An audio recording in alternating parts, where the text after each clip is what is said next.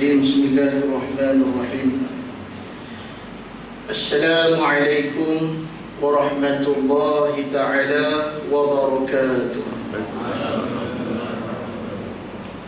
بسم الله الرحمن الرحيم الحمد لله رب العالمين والصلاة والسلام على أشرف الأنبياء والمرسلين وعلى آله وصحبه أجمعين سبحانك لا علم لنا إلا ما علمتنا إنك أنت العليم الحكيم ولا حول ولا قوة إلا بالله العلي العظيم اللهم بك أصبحنا وبك أمسينا وإليه النشور رضيت بالله ربا وبالإسلام دينا وبمحمد نبيا ورسولا اللهم صل على سيدنا محمد طب القلوب ودوائها وعافية الأبدان وشفائها ونور الأبصار وضيائها وعلى آله وصحبه وبارك وسلم قال الله تعالى يا أيها الذين آمنوا اتقوا الله حق تقاته ولا تموتن إلا وأنتم مسلمون قال النبي صلى الله عليه وسلم خيركم من تعلم القرآن وعلمه كما قال رسول الله صلى الله عليه وسلم أما بعد. Marilah sama-sama kita mulakan pengajian ilmu pada pagi yang berbahagia ini dengan bacaan Ummul Furqan Al-Fatihah.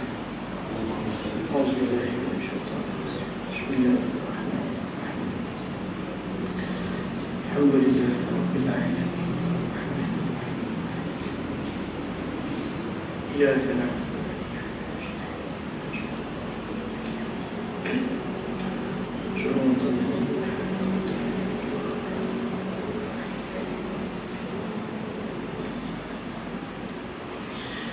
Yang saya hormati yang berbahagia Tuan Pengurusi Nazir Masjid Baitul Mahabbah, yang saya hormati dan saya sayangi barisan tuan-tuan imam, tuan-tuan Bilal, ahli jawatan kuasa pengurusan pentadbiran masjid.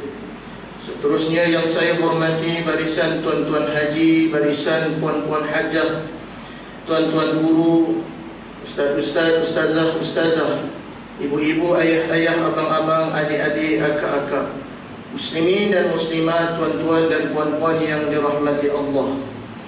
Alhamdulillah, pertama-tama sekali marilah kita mengucapkan syukur kepada Allah Subhanahu wa taala. Selawat dan salam ke atas junjungan besar Nabi Mustafa Rasulullah sallallahu alaihi wasallam. Allahumma salli ala sayyidina Muhammad wa ala alihi sayyidina Muhammad. Kita bersyukur pada Allah Subhanahu wa taala kerana pada pagi yang berbahagia ini kita dapat bersama-sama hadir ke rumah Allah Subhanahu wa taala yang indah ini. Mudah-mudahan solat yang kita laksanakan sebentar tadi Allah Taala terima. Mudah-mudahan doa yang kita minta dan kita munajat kepada Allah Taala Allah kabulkan, dan mudah-mudahan Allah matikan kita dalam keadaan husnul khatimah insya-Allah. Allahumma amin. Muslimin dan muslimat, para jemaah yang dirahmati Allah, apa khabar semua? Sihat tuan-tuan dan puan-puan sekalian? Kabari waras. Ada. Muslimin dan muslimat, para jemaah yang dirahmati Allah, alhamdulillah saya bersyukur pada Allah Ta'ala kerana pada hari ini saya dapat bersama-sama dengan jemaah Masjid Baitul Mahabbah. Mungkin di kalangan tuan-tuan tak pernah lagi jumpa saya, ya?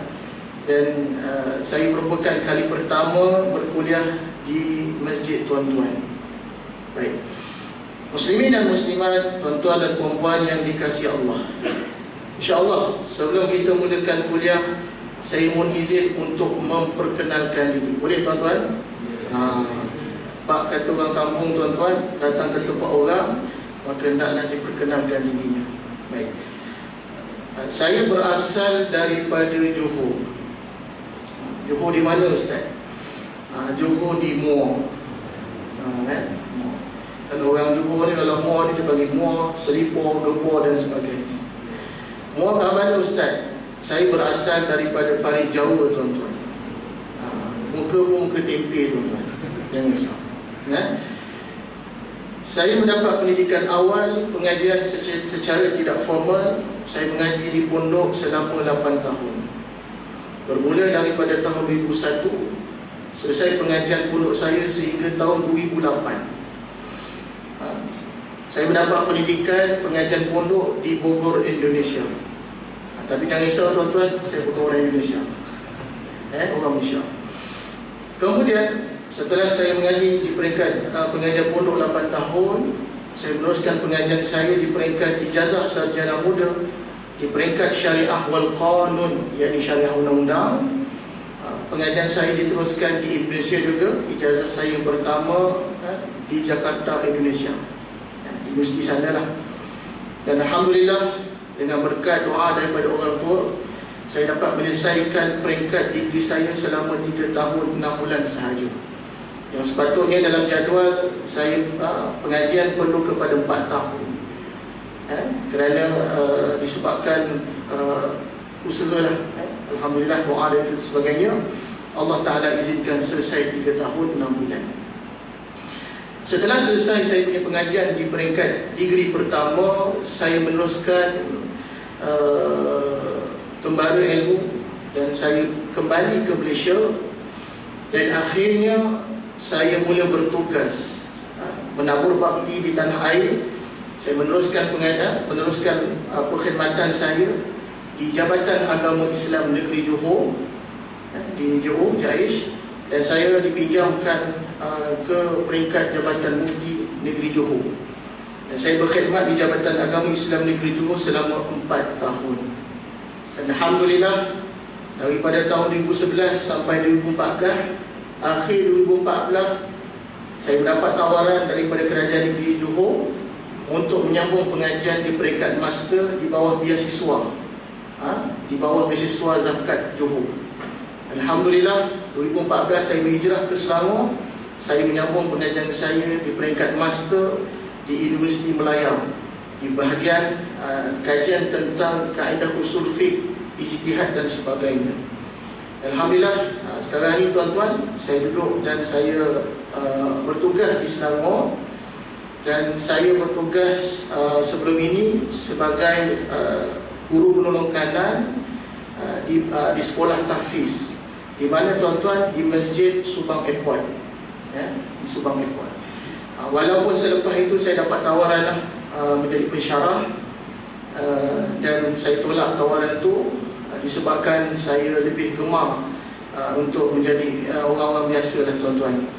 Sebab jadi ahli akademik ni dia pening sikit, banyak kerja dia dan sebagainya.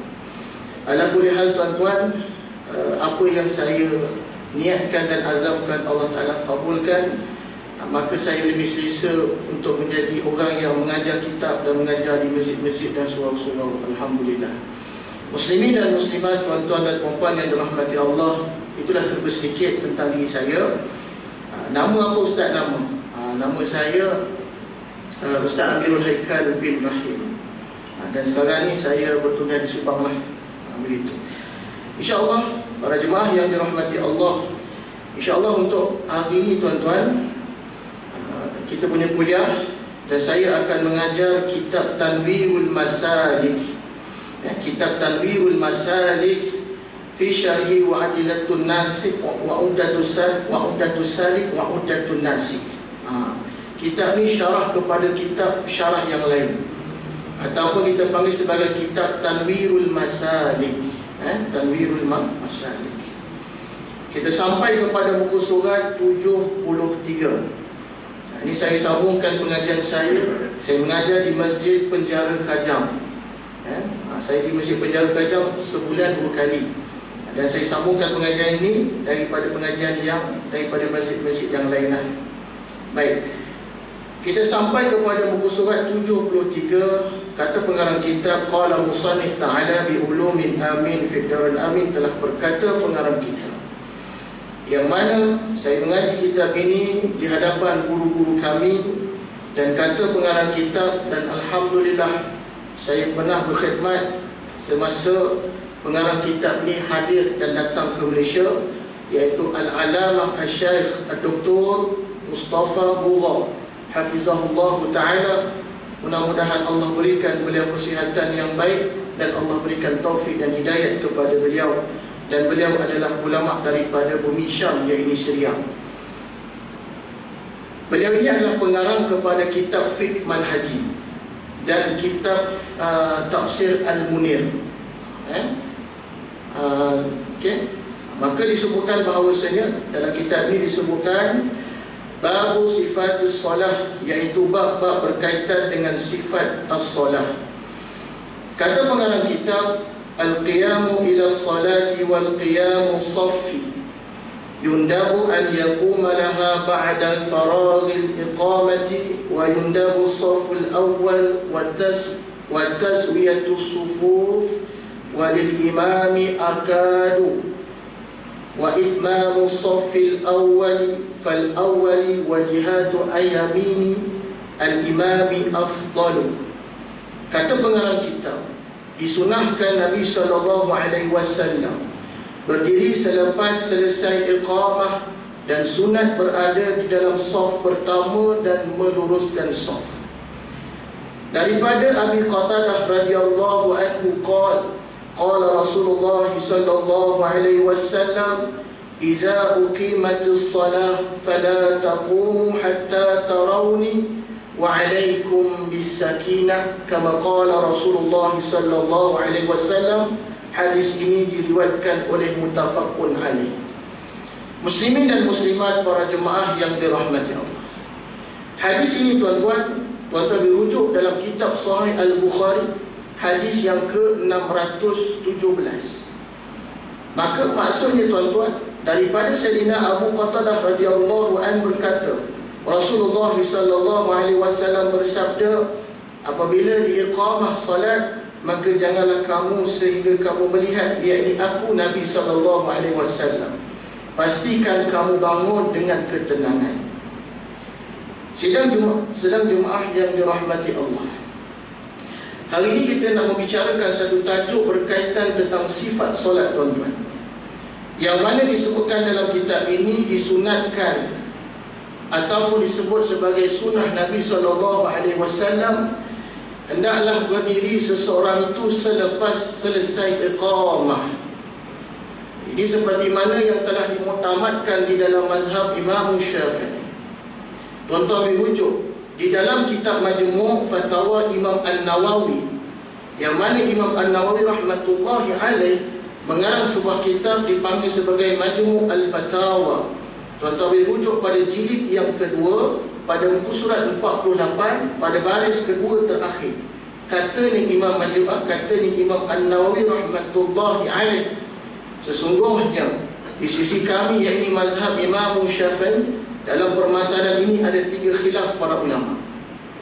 Baik, apa khilaf dia ustaz? Yang pertama, waktu bilakah seseorang itu disunatkan untuk bangkit menuju ke tempat solat? Yang pertama, katanya Imam An-Nawawi rahmatullahi alaih, hendaklah kamu berdiri setelah iqamah itu selesai, disebut oleh Bilal.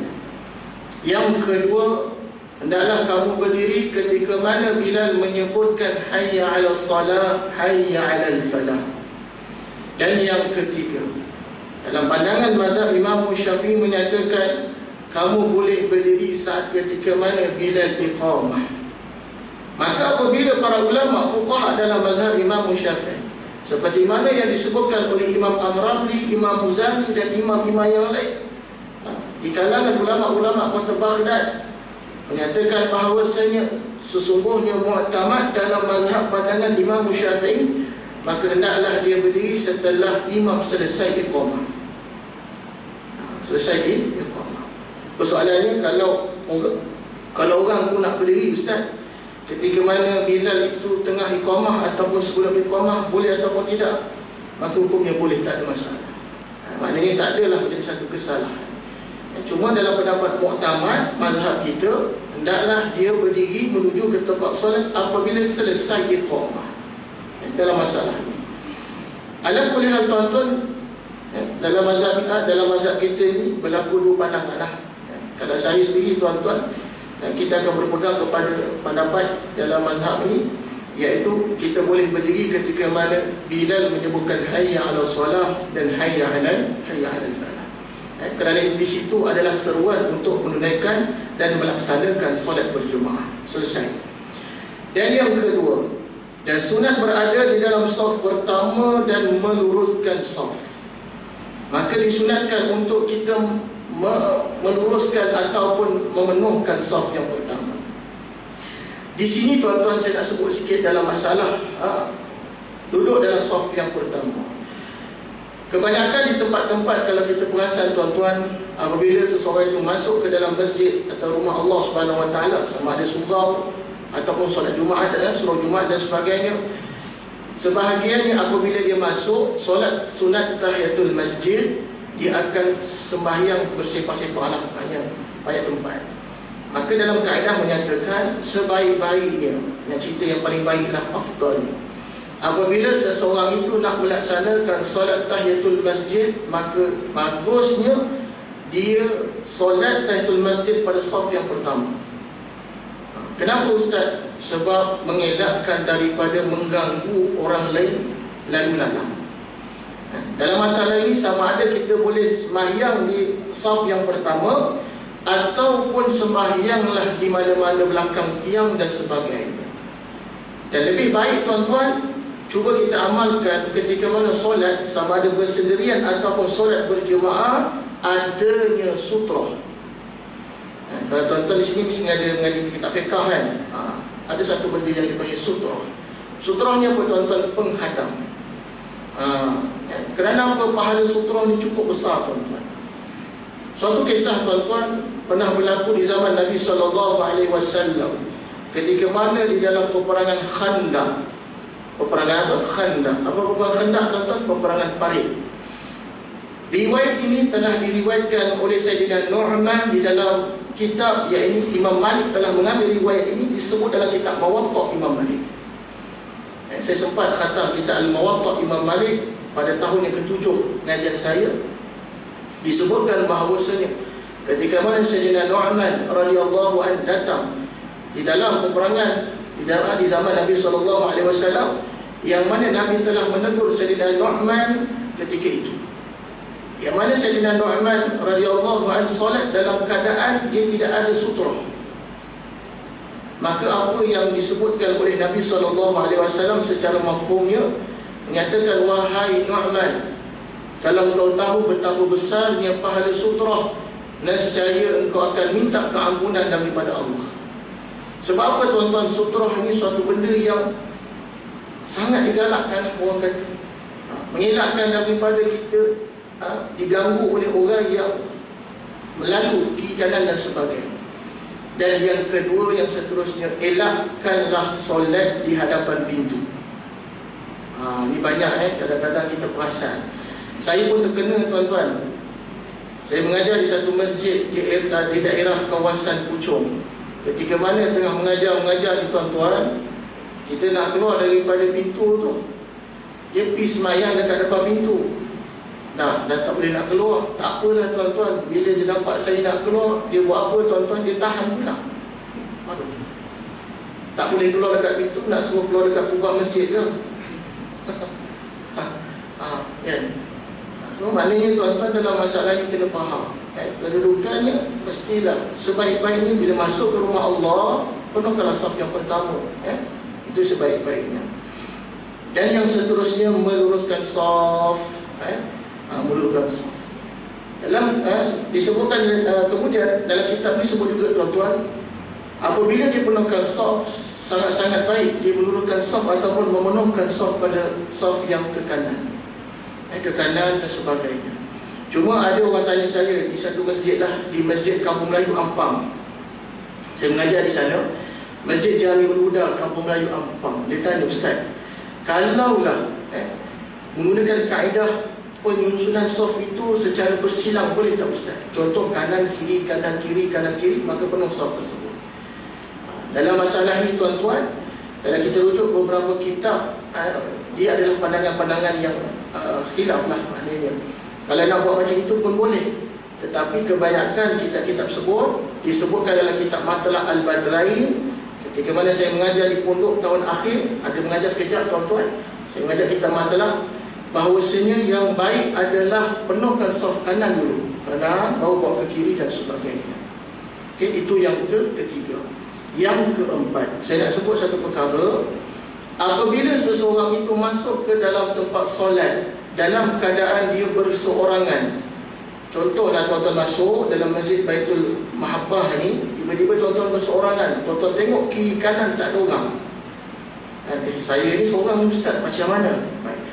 Dalam masalah ini kebiasaan kita buat apa tuan-tuan? Kita akan duduk di tengah-tengah saf.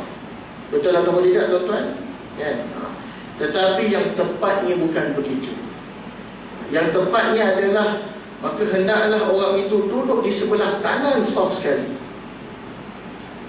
Duduk kanan sekali. Okay.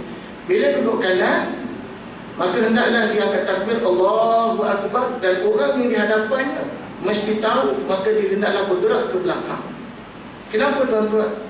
Dalam kitab fiqh sebut, dalam kitab Mughni Al-Muhtaj, katanya Imam Al-Khatib Asy-Syarbaini, di antara kitab-kitab yang dirujukan di peringkat fatwa-fatwa, menyatakan bahawasanya orang yang solat bersendirian secara seorang di belakang hukumnya makruh. Hukumnya makruh.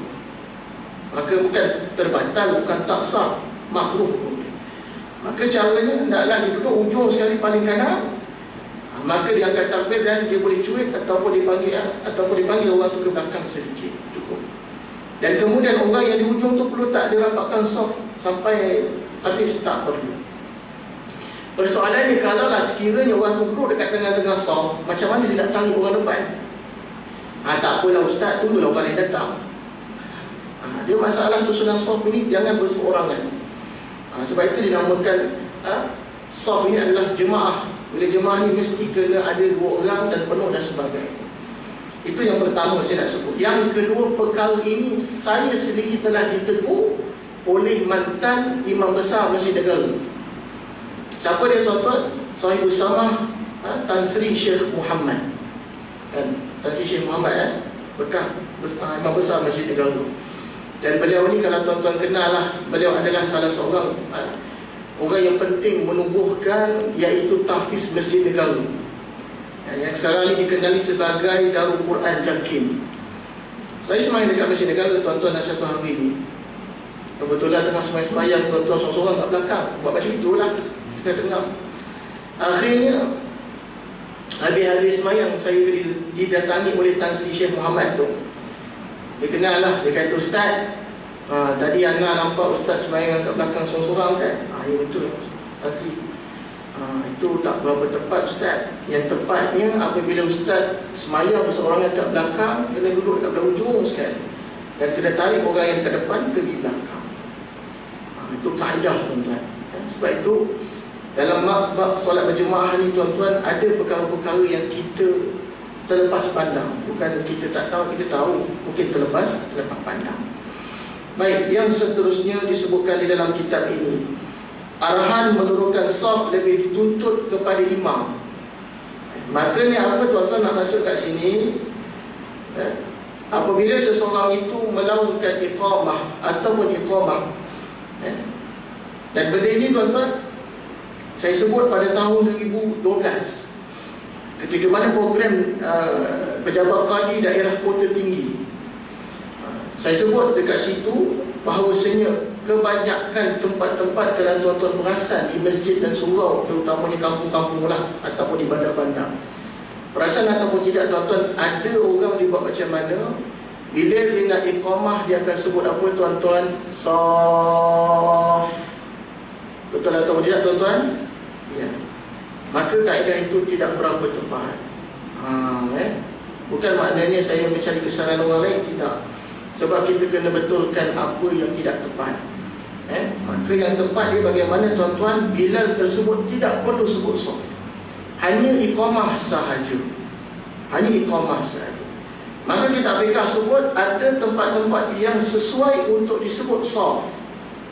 Apa dia? Yang pertama, kalau disebut dalam kitab Matla' Al-Badrain, katanya Syekh Arsyad Al-Bajari rahimahullah ta'ala menyatakan yang pertama adalah solat jenazah. Kenapa solat jenazah? Sebab belum berlaku daripada zaman ketamadunan manusia solat jenazah ada iqamah. Ada ke tuan-tuan? Nak sembahyang jenazah tiba-tiba Allahu Akbar, Allahu Akbar, tak pernah berlaku. Itu yang pertama, boleh. Maknanya solat jenazah dia boleh sebut saf, cukup. Yang kedua adalah solat al-kusuf dan solat al-khusuf. Apa solat al-kusuf? Iaitu gerhana matahari dan gerhana bulan. Baik. Maka arahan untuk menyebut saf ini adalah arahan seorang imam. Maka disebutkan bahawasanya janganlah kamu bangun sehingga melihat aku, yang Nabi SAW bangun. Pastikan kamu bangun dengan penuh ketenangan. Maka janganlah kita bangun di tempat solat tu tuan-tuan dalam keadaan kelam kabut. Kita takut sebahagian orang ni kadang-kadang bila dia lambat, dia punya kelam kabut tuan-tuan, sampai terjatuh. Ada juga yang saya ceramah time tazkirah Jumaat, ada satu hamba Allah tu tak tahulah dia nak kejar pahala unta tuan-tuan. Dia punya pahala unta tu dia kejar pukul satu suku tuan-tuan. Nak pahala unta macam mana tuan-tuan satu suku? Memang lambat lah. Dia lari tuan-tuan depan saya, tersempam ke depan. Allah Rabbi. Saya kata kesian tuan-tuan haji ni. Maknanya tuan-tuan berpada-pada. Kerana itu dalam rumah Allah Subhanahu Wa Taala kita mestilah dalam keadaan tenang. Kerana Allah Ta'ala sebut dalam Al-Quran, innama ya'muru masajidallah man amana billahi wal yawmil akhir. Apabila seseorang itu beriman kepada Allah dan hari akhirat, hendaklah dia dalam keadaan tenang. Maknanya dalam keadaan dia relax bila masuk rumah Allah Subhanahu Wa Ta'ala.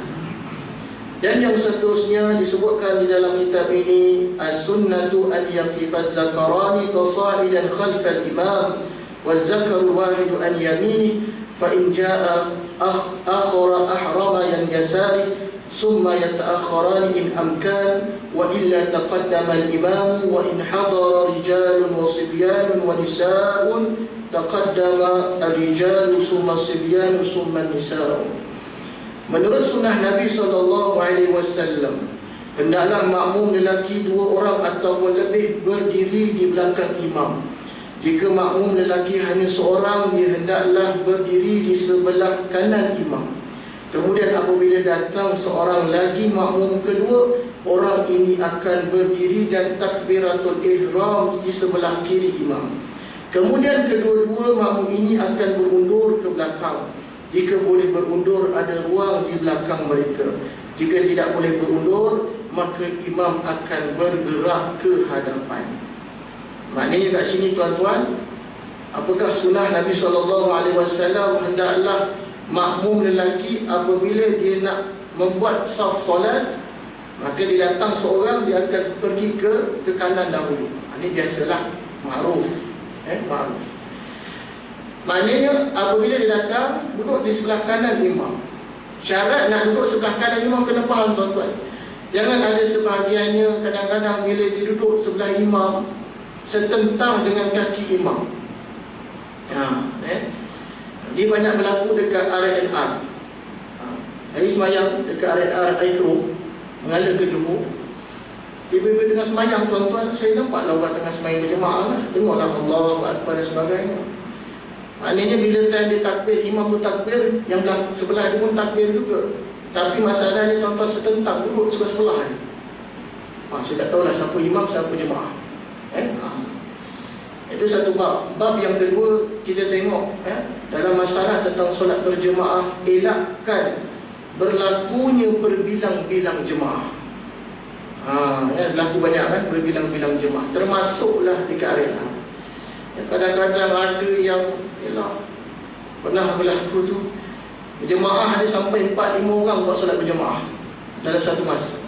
Dia macam orang kadang-kadang kan, ada dia nampak jemaah, dia masuk masjid, dia nampak depan ni ada orang buat solat jemaah. Dia punya malas nak pergi depan tuan-tuan, ada pergi tengah-tengah masjid. Dia buat satu jemaah. Bila dah buat Jumaat yang dekat tengah-tengah masjid, datang orang baru, dia nampak tengah-tengah masjid ada orang yang buat solat Jumaat, dia malas nak ke depan, tak apalah, jom kita buat kat belakang. Bila dah buat kat belakang, datang orang baru daripada luar, nampak ada solat berjemaah dekat dalam, tak apalah, kita semayang kat luar sahaja. Lain-lain tuan-tuan, semayanglah dekat luar masjid senang. Tu benda tu kena tengok betul-betul. Walaupun dalam keadaan kadang-kadang kita tengok setengah orang dia kita tak tahu dia sama ada semayang jamaah kasar ataupun tidak dalam masalah. Dan yang kedua, apabila datang orang yang kedua, hendaklah dia duduk di sebelah kiri imam. Kebiasaan kita buat macam mana tuan-tuan datang orang kedua? Kita akan duduk dekat belakang imam. Itu yang tepatnya adalah dia duduk sebelah kiri imam. Maknanya tuan-tuan, contoh, katakanlah saya semayang tuan-tuan menjadi imam, katalah saya jadi imam kan, tak apa. Contoh saya jadi imam macam gini, maka kebiasaannya akan duduk di sebelah kanan imam. Maka bila duduk sebelah kanan imam, datang orang kedua, kita akan buat selalunya di ke belakang imam.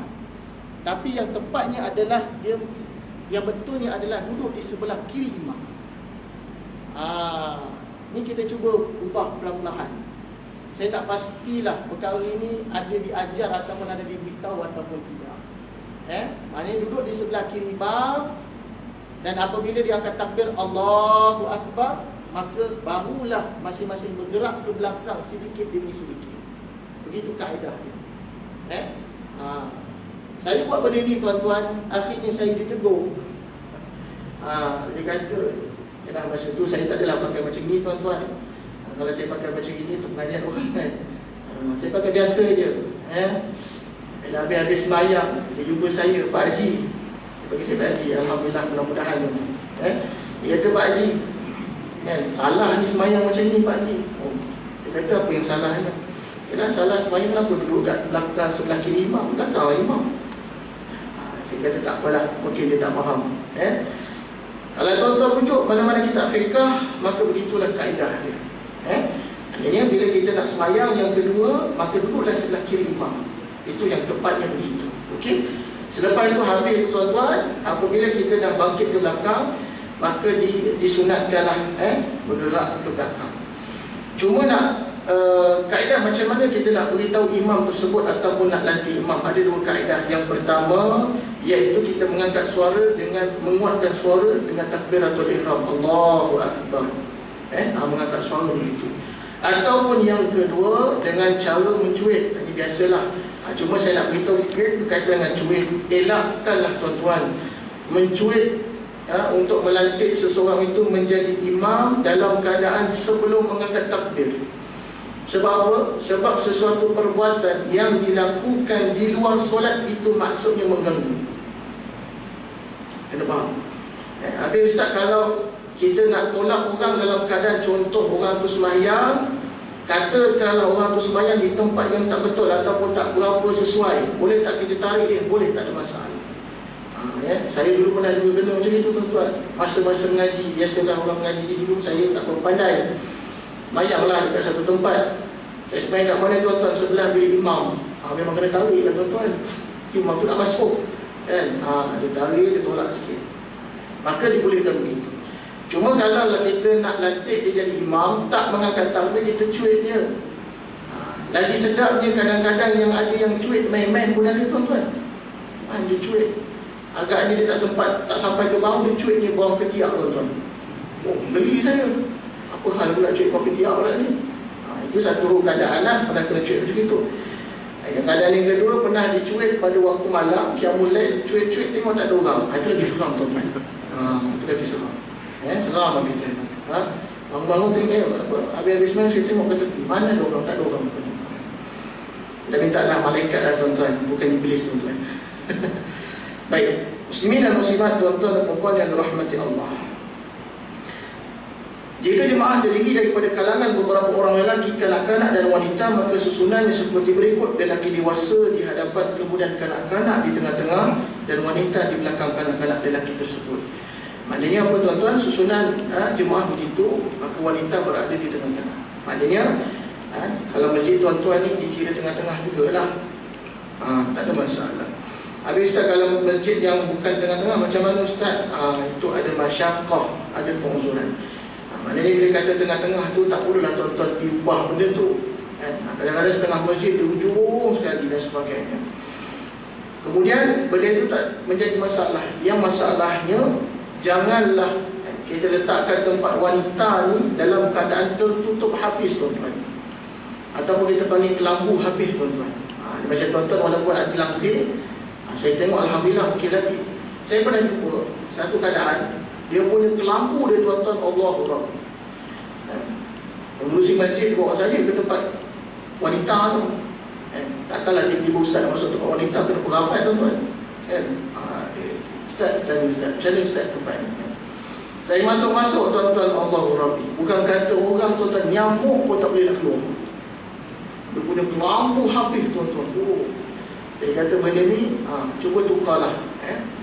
Sebab apa? Sebab kesian pada kaum wanita. Kadang-kadang takut kaum wanita ni, dia tak tahu pergerakan imam. Dan dia tak nampak pergerakan yang berada di akhir saf. Mungkin di tempat tuan-tuan tak nampak kan. Ada yang jenis masjid yang panjang tuan-tuan, yang besar kan. Begitu. Baik. Kalaulah sekiranya sampai ke tahap jemaah tersebut tidak tahu perbuatan imam, maka pendapat ulama mengatakan tidak sah ataupun terbatal solatnya. Kena tahu perbuatan imam itu bagaimana.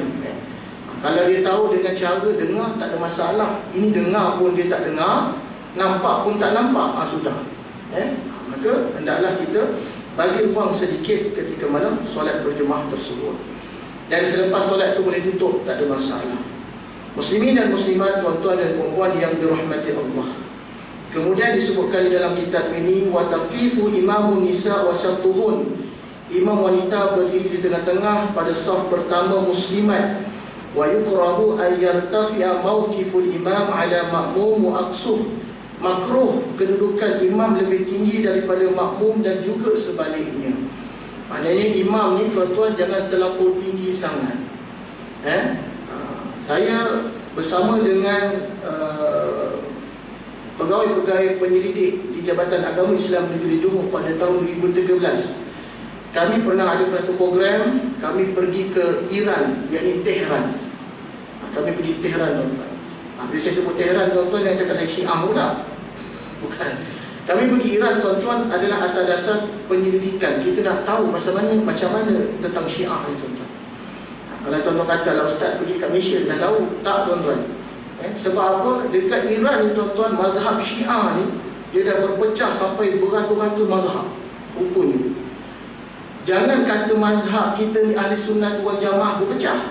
Syiah sekarang ni tuan-tuan, ada Syiah liberal, ada yang Syiah ortodok, ada yang Syiah macam-macam Syiah lah tuan-tuan. Ini berlaku tuan-tuan. Ada Syiah liberal lah tu. Saya tak tahu macam mana Syiah liberal. Beratus-ratus mazhab Syiah. Kami pergi satu-satu masjid di Tehran, di Iran lah. Cuma kalau kita datang ke tempat dia ni tuan-tuan, jangan tuan-tuan suka-suka main belasah tuan-tuan. Dia orang ni suka kepada pelancong. Dia suka pada pelancong. Kita pun ada travel kan ke Iran kan. Tak silap saya lah, ada yang saya tengok ada travel ke Tehran ke apa, saya tak tahulah. Saya pergi tuan-tuan di satu masjid. Tengah-tengah tengok dia tengah semayang tuan-tuan, tiba-tiba kami tengok imam tak ada. Sudah imam dah tak ada. Macam mana imam ni? Rupanya imam dekat mana tuan-tuan? Imam dia duduk dekat bawah tanah.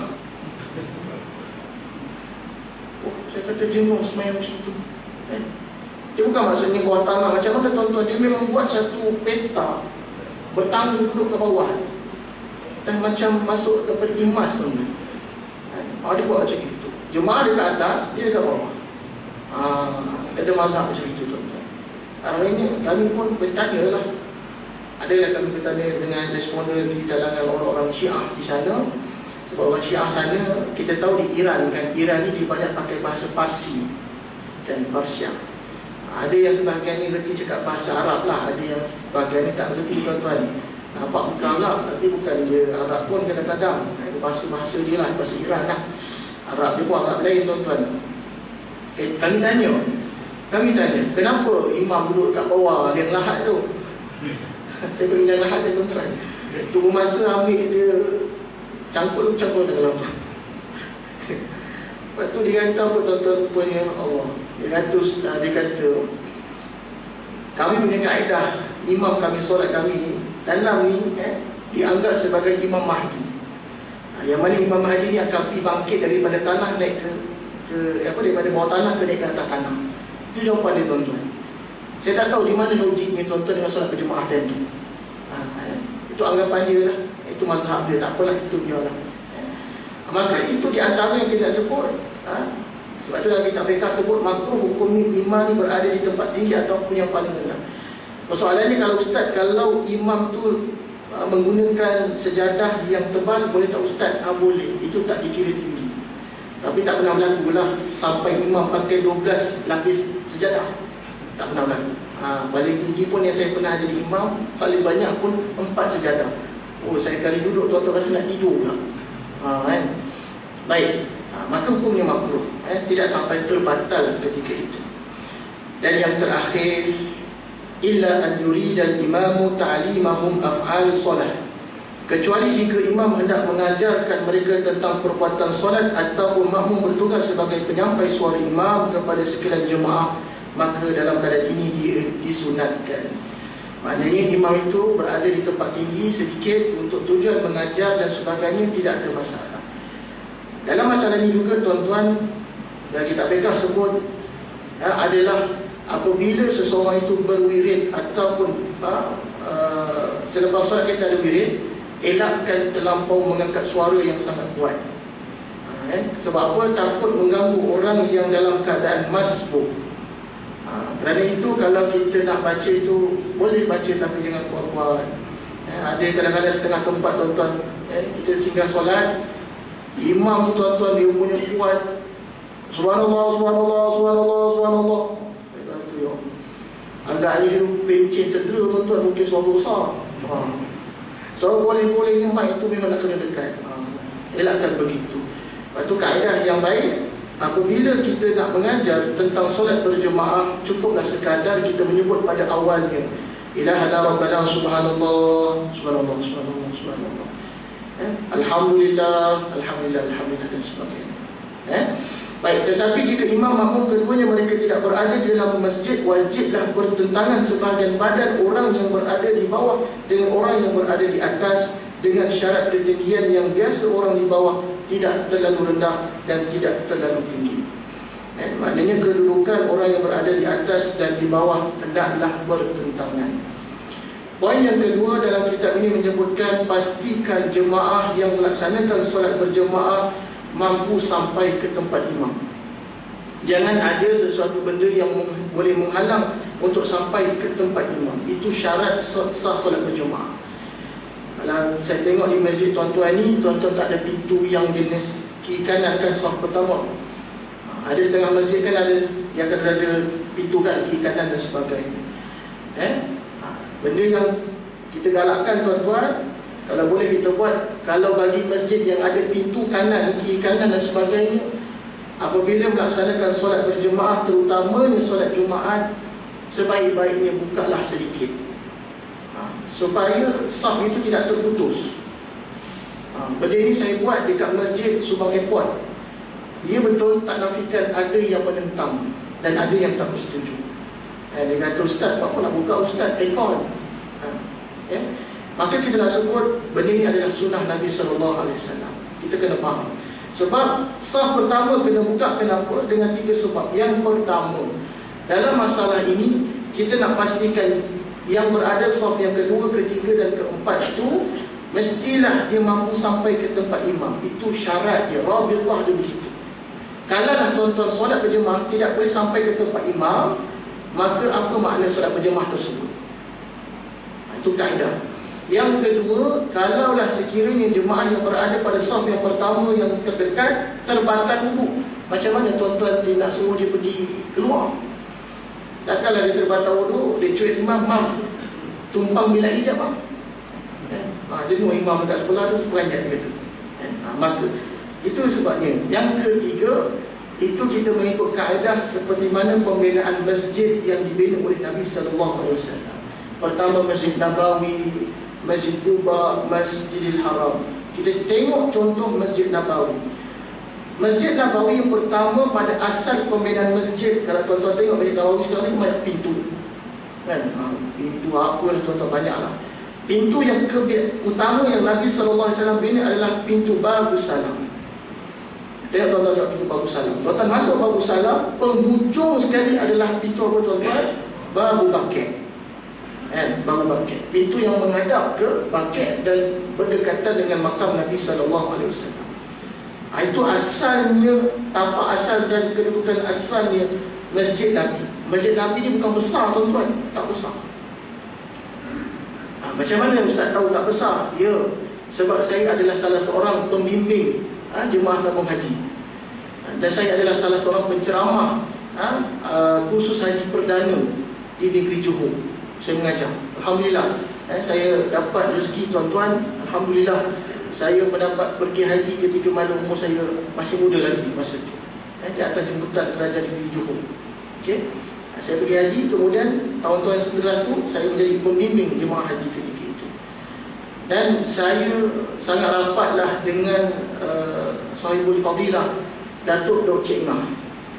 So masa kami bawa haji tuan-tuan, saya pergi haji tahun 2010, lepas habis mengaji 2008, 2010 tu dapat pergi haji. Dan alhamdulillah saya dapatlah berjumpa dengan tokoh-tokoh di Tanah Haram, dan kita tengok tentang kedudukan Masjid Nabawi asal ni macam mana. Sangat kecil tuan-tuan. Kalau tuan-tuan tengok kedudukan Masjid Nabawi asalnya, jemaah yang boleh masuk di dalam Masjid Nabawi ni hanya 50 orang saja. Tetapi apabila bertukarnya kerajaan pemerintah daripada zaman Turki Osmania, Abbasiyah, Mamluk dan sebagainya, sampailah jatuhnya kerajaan Islam dan sebagainya, naiknya kerajaan Saud yang ada sekarang ni, maka dia besar dan sebagainya. Yang jadi mangsa apa tuan-tuan? Masjid yang berada di sekeliling lah. Yang tuan-tuan sekarang tengok kan, masjid di sekeliling habis dia sebagainya. Baik, maka perkara itu yang kita nak sebut Masjid Nabawi, adanya pintu Babus Salam, terus direct dibuka pintu begitu dan sebagainya. Dan yang ketiga, dalam masa kesempatan pada hari ini tuan-tuan, saya nak sebut apabila tuan-tuan dijemput oleh Allah Ta'ala menjadi tetamu Allah. Ini saya nasihatkanlah, walaupun saya tidak adalah pengalaman banyak tuan-tuan. Bagi siapa yang akan menjadi tetamu Allah, cuma saya nak tanya, tahun ni adakah yang dijemput dan menjadi tetamu Allah haji tahun ni? Adakah di sini? Ada yang dapat tuan haji? Alhamdulillah. Saya ucapkan tahniah. Semoga memperolehi haji yang mabrur, makbul, dan insya-Allah saya doakan. Sebab tahun ni pun tak ramai pergi haji kan? Berapa orang? Berapa ibu je, tak macam dulu. Okey, alhamdulillah saya ucapkan tahniah. Kalau yang dapat pergi tu, alhamdulillah, syukur kepada Allah. Tapi kalau yang tak dapat pergi tu, agak sedih lah tuan-tuan kan. Cuma doalah banyak-banyak. Cuma ada orang tanya saya, Ustaz, kenapa undang-undang sekarang ni balik sikit? Tuan-tuan tahu kan, maka sekarang ni undang-undang bagi yang ada sakit dan sebagainya tak boleh pergi haji. Ada kecil manis lah, ada tu semua, dia tak benarkan. Dan saya dimaklumkan bawah 60 tahun tak boleh pergi haji. Itu saya tak tahulah betul atau tidak. Cuma mengikut pandangan peribadi lah tuan-tuan. Pandangan peribadi ni bukan betul sangat pun. Cuma pandangan peribadi agak juga simpati, ada empatinya. Kenapa? Bagi orang yang contohlah dia hidup orang susah, kan, daripada dia muda memang ada masalah sakit keturunan kecil manis. Macam mana dia menyimpan? Begitu kan. Dia menyimpan daripada muda. Yelah, siapa nak sakit kecil manis tuan-tuan? Tak ada siapa yang nak. Saya ada kawan tuan-tuan, memang Allah Ta'ala luka dia berat lah. Mak ayah ada kecil manis tuan-tuan. Kecil manis dia tahap 4-3 tuan-tuan.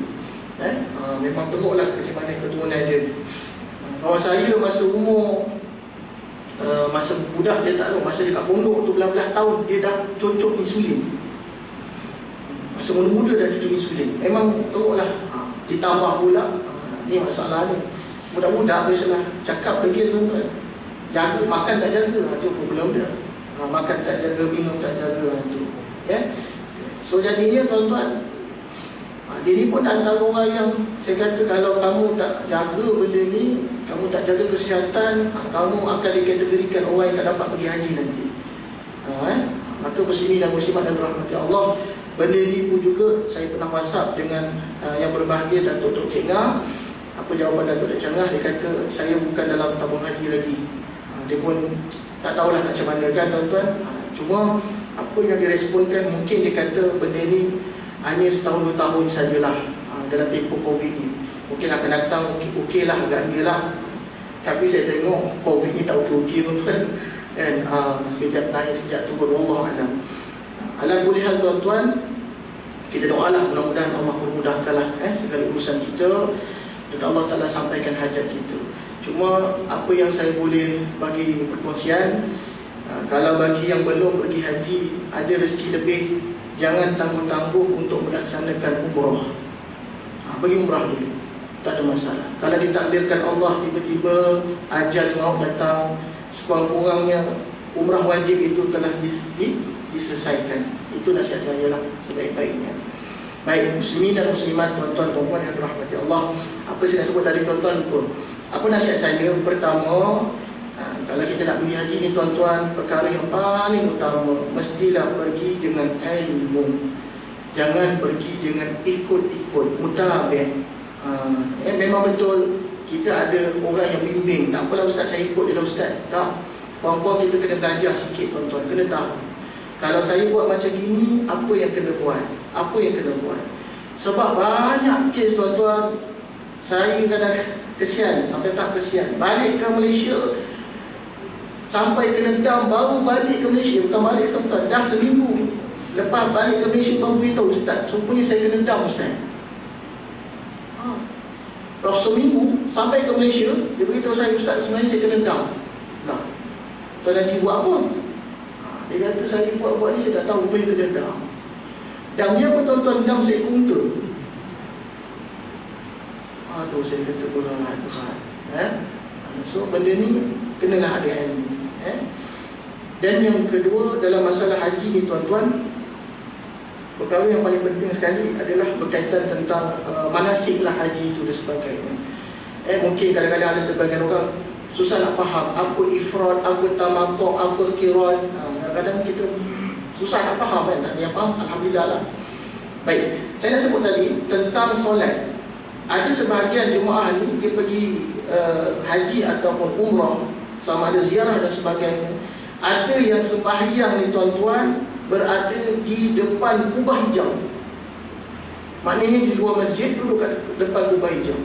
Habis-habis sembahyang, saya pergilah dekat kelompok jemaah tersebut dan orang Malaysia. Ini cerita bukan musim haji lah, di luar musim haji. Lepas tu saya tanya, tuan, minta maaf lah nak bertanya, tadi tuan sembahyang kat sini, tuan menghadap mana? Menghadap kiblat lah. Ini kiblat depan ni. Saya tanya, lepas tu saya tanya yang kedua, tuan rasa mana imam, mana jemaah? Lepas tu dia terpinga-pinga tuan-tuan. Oh, jemaah imam kat belakang saya ustaz. Sudah tuan-tuan, macam mana tu? Jemaah dekat luar, dia duduk kat depan, imam kat belakang. Akhirnya saya kata tak boleh lah macam itu. Mana boleh kita duduk jemaah, duduk pergi dekat luar masjid, depan tu imam, yang imam duduk kat belakang. Maka jawapan yang paling saya menyedihkan, dia kata, ustaz saya tengok orang buat macam ini. So maknanya tuan-tuan, tidak semua benda yang kita nampak kita nak haram itu kita boleh ikut. Sebab apa? Bukan kita menyalahkan perbuatan orang, tidak boleh juga. Sebab mereka ada mazhab masing-masing. Ada orang berpegang pada mazhab Maliki, ada yang berpegang pada mazhab Hanafi, Hambali dan sebagainya. So maknanya dalam isu ni kena ikutlah apa yang telah digaris pandukan oleh ahli jawatan kuasa, pegawai dan sebagainya, insya-Allah. Muslimin dan muslimat, tuan-tuan dan puan-puan yang dirahmati Allah, saya rasa cukuplah sekadar itu perkongsian saya pada hari ini tuan-tuan, serba sedikit berkaitan tentang hukum hakam solat. Cuma saya tak bahkan banyaklah tentang bab haji dan umrah ni. Kalau cerita dari kursus haji nanti ya tuan-tuan, insya-Allah. Jadi masa nanti kita akan muzakarahkan beberapa persoalan, pertanyaan dalam masalah hukum hakam tentang haji dan sebagainya. Baik, kesimpulan dalam pengajian kita pada hari ini tuan-tuan, apa yang kita boleh dapat daripada pengajaran kita pada hari ini adalah marilah sama-sama kita sempurnakan solat kita, kerana solat adalah satu soalan yang paling utama dan solat ini akan ditanya oleh Allah Subhanahu Wa Taala di hari akhirat nanti. Maka jangan kita ambil ringan terhadap solat tersebut. Baik, yang kedua, apa yang saya nak sebut adalah marilah sama-sama tuan-tuan, kita berada di akhir zaman ni, pelbagai isu-isu semasa yang kita lihat, di antaranya krisis makanan dan sebagainya, kerana benda ini memang telah dijanjikan oleh Nabi SAW. Benda ini memang dijanjikan Nabi. Saya tanya sahabat-sahabat saya yang duduk di Tanah Haram, di Jordan dan sebagainya, mungkin tuan-tuan kata benda ni kat Malaysia di Ustaz, dekat luar negara okey je. Tidak tuan-tuan, sebab krisis makanan ni dah berlaku di serata dunia. Baik, yang ketiga, dalam masalah akhir zaman ni tuan-tuan, perkemaskan dan mempersiapkan diri dengan ilmu dan sebagainya. Okay? Jauhkanlah diri kita daripada benda-benda fitnah dan sebagainya, insyaAllah. Baik, sebelum saya tutup pengajian pada hari ini tuan-tuan, saya minta izin untuk mengijazahkan satu amalan. Boleh tuan-tuan? Boleh ya? Okay, baik. Saya nak mengijazahkan satu amalan, iaitu bagaimana seseorang itu dalam keadaan sakit kepala ataupun terasa tegang dekat belah belakang itu. Saya ambil ilmu ini, amalan ini daripada Tuan Guru Ustaz Datuk Dr. Amran Kasimin, ataupun dipanggil Dr. Amran Kasimin. Beliau adalah sahabat kepada Tuan Guru Allahyarham Datuk Dr. Harundin dan Tuan Guru Datuk Ismail Qamus. Baik, sini tak ada orang muda kan? Tak ada budak-budak di sini. Silakan foto. Saya kalau nak panggil otai-otai masih berbisa ni segan pula tuan-tuan. Apa yang ada? Dia sini dia. Tak apa, Ustaz tak marah pun. Ustaz tak. Sini. Minta izin. Ustaz tak makan orang ni. Okey, silakan. Baik, amalan ni tuan-tuan nak mengelakkan ataupun kita menghadapi sakit kat kepala dekat belah belakang. Kamu menghadap depan. Baik, kalau tuan-tuan dalam keadaan sakit kepala, amalan ni tuan-tuan hendaklah baca di dalam surah Al-A'la. Ayatnya berbunyi, a'udzubillahi minasyaitonirrajim, sanuqri'uka fala tansa, sanuqri'uka fala tansa. Dan tuan-tuan baca ayat ini sebanyak 41 kali. Dan kemudian tuan-tuan urut dekat belah belakang, tulang belakang yang lembut di leher ni, urut dan sampai ke belakang ni, dekat tuan-tuan punya belikat tepi. Bukan belikat lah, bahu tuan-tuan. Sambil urut, turun ke bawah, lepaskan. Dan bacalah 41 kali. Dengan izin Allah Subhanahu Wa Taala, insya-Allah ianya akan berkurangan dan dia akan hilang, insya-Allah. Syarat dia mesti yakin dengan apa yang Allah Taala turunkan. Itu amalan yang mudah saya bagi. Okey. Amalan yang kedua, bagi sesiapa yang menghadapi masalah sakit gegata. Gegata ni gatal lah. Dia sakit gatal ada ubat tuan-tuan. Menggatal tak ada ubat. Gegata ada ubat. Okey. Ataupun kita panggil sebagai sakit eczema. Okey, tak apa dia. Yang sebanyak ni. Syukuran. Okey. Kalau orang yang menghadapi masalah gegata ataupun sakit yang gatal lah, eczema dan sebagainya, ataupun kita panggil sebagai kayak ular dan sebagainya, kan orang tua dulu kata apa, kalau kayak ular ni kalau bersambung perutnya tu kan boleh mati dan sebagainya. Allah alam lah, orang tua dulu kata gitu. Baik, amalannya tuan-tuan perlukan dua perkara. Yang pertama, tuan-tuan carilah sama ada daun semambu ataupun yang keduanya daun belimbing buluh. Daun belimbing buluh. Saya bila kadang-kadang ada orang muda baru kahwin jumpa saya, Ustaz, daun belimbing buluh tu macam mana Ustaz? Tak kenal tuan-tuan. Daun belimbing buluh ni kita buat kan, sampai tuan-tuan lagi kenal lah benda tu. Ambil daun itu tuan-tuan, ambil lebih kurang dalam segenggam. Yang kedua, tuan-tuan ambillah kapur, ataupun kalau tak ada kapur, tuan-tuan boleh ambil bedak sejuk dan campurkan air sikit, ramas-ramaskan. Tuan-tuan bacalah di dalam surah Al-Anbiya pada ayat 83. Ayatnya berbunyi, Iznada rabbahu anni masaniyadur wa anta. Minta maaf tuan-tuan, wa ayyuba iznada rabbahu. Bermula daripada kalimah wa ayyuba iznada rabbahu. Itu ayat dia. Ayat itu berkaitan tentang kisah Nabi Ayub yang diuji masalah penyakit kulit. Dan tuan-tuan baca ayat tersebut sebanyak 11 kali. Baca 11 kali maknanya habiskan baca 11 kali, barulah tuan-tuan tiup dekat barang tersebut dan diramas-ramas, dan tuan-tuan baru sapu. Masa sapu tu bacalah selawat, Fatihah, ayat kursi dan sebagainya. Itu kaedah. Dan insyaAllah saya mengijazahkan amalan tersebut. Mudah-mudahan ia memberikan manfaat dan kebaikan tuan-tuan. Dan tuan-tuan saya izinkan untuk tuan-tuan sebar-sebarkan insyaAllah. Baik, sekiranya dijemput lagi kuliah kali seterusnya, sebab untuk maklumat tuan-tuan, saya bukan penceramah tetap kat sini, dan saya akan berkongsi lagi amalan-amalan lain daripada para ulama. Alhamdulillah saya bersama dengan Tuan Guru Datuk Dr. Amran Kasimin ni sempat dapat amal ijazah 66 amalan kaedah untuk ubat dan sebagainya. Dan untuk maklumat jemaah juga, saya sebenarnya ada pusat rawatan Islam di Shah Alam. Jadinya bagi sesiapa yang berhajat dan adanya masalah gangguan berkaitan dengan sihir dan sebagainya, saya jemputlah datang pusat rawatan kami di Shah Alam di Seksyen 13. Di sebelah Lembaga Zakat Selangor. Alhamdulillah tuan-tuan, 3 hari lepas saya baru merawat seorang pesakit masalah busung katak, yang mana dia sakit selama 1 tahun 6 bulan. Masa dia muntah memang bau bangkai ayam. Itu masalah dia. Okay? Dan insyaAllah tuan-tuan, saya memang daripada belajar di Indonesia, kemudian saya sambung ke Malaysia dan sebagainya. Memang sambil-sambil itu saya ada merawatlah pesakit-pesakit gangguan dan sebagainya. Dan kebanyakan yang datang pusat rawatan kami adalah masalah rumah tangga. Memang banyak tuan-tuan. Ada sekali itu saya rawat 6 orang. Satu hari itu yang datang tu masalah nak bercerai.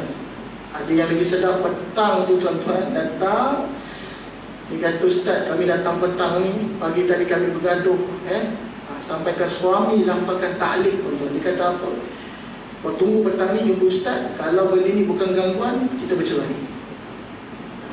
Sampai dia tak percaya, dia tak tahu, dia macam tak percaya lah isteri dia ada masalah gangguan.